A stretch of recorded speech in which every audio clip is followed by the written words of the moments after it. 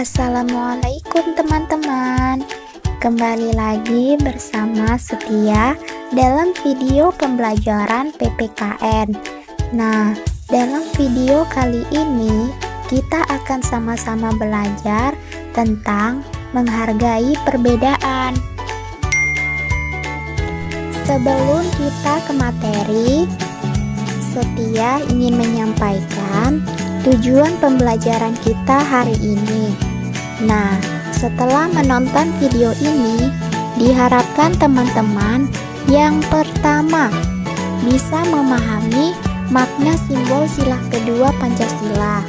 Yang kedua, diharapkan juga teman-teman bisa menceritakan pengalaman adanya perbedaan dalam kehidupan sehari-hari. Nah, yang ketiga, setelah menonton video ini, teman-teman diharapkan mampu mempraktikkan sikap saling menghargai antar sesama. Nah, teman-teman, Allah menciptakan berbagai macam makhluk hidup yang berbeda-beda.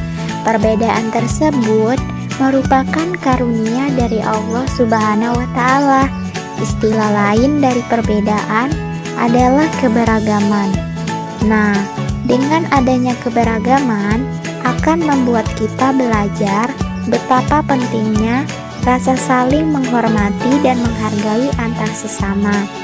Sikap saling menghargai dan menghormati antar sesama merupakan pengamalan sila kedua Pancasila. Nah, teman-teman, masih ingat tidak ya, bunyi sila kedua Pancasila itu apa? Betul, bunyi sila kedua Pancasila yaitu kemanusiaan yang adil dan beradab. Lambangnya rantai. Nah, rantai memiliki makna bahwa bangsa Indonesia menjunjung tinggi nilai-nilai kemanusiaan, saling menghormati, saling menyayangi, dan memperlakukan manusia lainnya dengan baik. Sila kedua memiliki nilai-nilai positif yang wajib kita amalkan. Nah, berikut adalah pengamalan sila kedua Pancasila. Yang pertama, menjenguk orang yang sedang sakit. Yang kedua, melakukan donasi atau penggalangan dana untuk korban bencana. Yang ketiga, bersikap sopan kepada sesama. Yang keempat, tidak menyakiti hati orang lain. Yang kelima, menghormati orang tua dan guru. Dan yang keenam, saling menghormati dan menghargai perbedaan. Nah, teman-teman, ada yang tahu tidak ya, bagaimana sih cara menghargai perbedaan itu? Nah, berikut adalah cara-cara bagaimana kita menghargai perbedaan. Yang pertama, saling membantu jika ada teman yang mengalami kesulitan. Yang kedua, menghibur teman saat sedih. Yang ketiga, jika ada pekerjaan yang harus dikerjakan bersama, maka kita harus bekerja sama. Yang keempat, tidak memilih-milih teman ya. Dan yang kelima, tidak memaksakan pendapat kita kepada orang lain.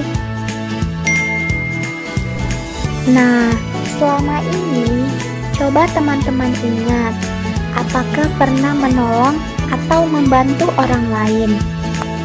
Nah, kalau belum, mulai saat ini kita biasakan untuk membantu dan menolong orang lain ya. Nah, Setia punya gambar nih. Kira-kira sebaiknya apa ya yang harus kita lakukan? Di gambar tersebut terlihat Bayu merasa kesulitan untuk mengambil bola di atas lemari. Apa sih yang harus kita lakukan? Betul, yang harus kita lakukan yang pertama, Jika badan kita lebih tinggi dari Bayu, maka kita membantu mengambilkan bola tersebut. Yang kedua, jika badan kita lebih pendek dari Bayu, maka kita memanggilkan teman yang badannya lebih tinggi untuk mengambilkan bola tersebut. Gambar yang kedua nih, contohnya di gambar terlihat Dea merasa kesulitan membawa barang bawaan. Sikap kita sebaiknya bagaimana ya? Betul, sikap kita seharusnya kita membantu Dea membawakan sebagian barang bawaan Dea. Nah, teman-teman, perbedaan dalam diri manusia itu bisa dalam bentuk apapun. Misalkan, perbedaan tinggi badan, berat badan, hobi atau kegemaran, perbedaan makanan kesukaan, perbedaan agama, dan lain-lain. Dan semuanya itu merupakan karunia dari Allah yang wajib kita syukuri ya. Contohnya nih, perbedaan makanan kesukaan. Misalnya, Dea sukanya wortel, Bayu sukanya brokoli, Sea sukanya roti, dan Dimas sukanya ikan. Nah, perbedaan makanan kesukaan tersebut tidak boleh dipermasalahkan ya, tetapi sebaiknya kita saling menghargai makanan kesukaan masing-masing. Contoh perbedaan lain nih, dalam hal perbedaan hobi kesukaan berolahraga. Contohnya, Dea sukanya lari pagi, Bayu sukanya berenang, dan Sea sukanya lompat tali. Nah, meskipun olahraga kesukaan mereka berbeda-beda, sebaiknya mereka tetap saling hidup rukun ya, dan saling menghargai perbedaan kesukaan atau hobi masing-masing.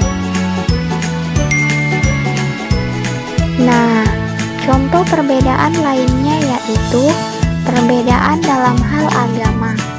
Di Indonesia sendiri, ada 6 agama yang diakui oleh negara, yaitu Islam, Kristen, Katolik, Hindu, Buddha, dan Konghucu. Nah, teman-teman, kita bisa lihat sendiri ya di gambar, posisi berdoa tiap agama itu berbeda-beda ya. Nah, semua itu merupakan keragaman yang harus kita hargai dan harus kita syukuri.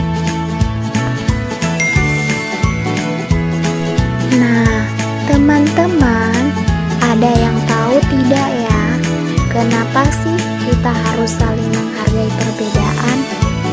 Nah, betul banget, karena saling menghargai memiliki banyak manfaat. Yang pertama, kalau misalnya kita saling menghargai, maka akan terbentuk kehidupan yang rukun. Yang kedua, tidak akan timbul perselisihan. Yang ketiga, terciptanya rasa saling menghormati. Yang keempat, terbentuknya rasa persatuan. Dan yang kelima, memberikan keamanan dan kenyamanan dalam melakukan kegiatan. Oke teman-teman, kesimpulan untuk pembelajaran kita kali ini adalah sikap saling menghargai perbedaan merupakan pengamalan sila kedua Pancasila. Allah menciptakan manusia dalam berbagai perbedaan supaya kita hidup rukun, saling menghargai, saling membantu, dan tidak memaksakan kehendak kita kepada orang lain.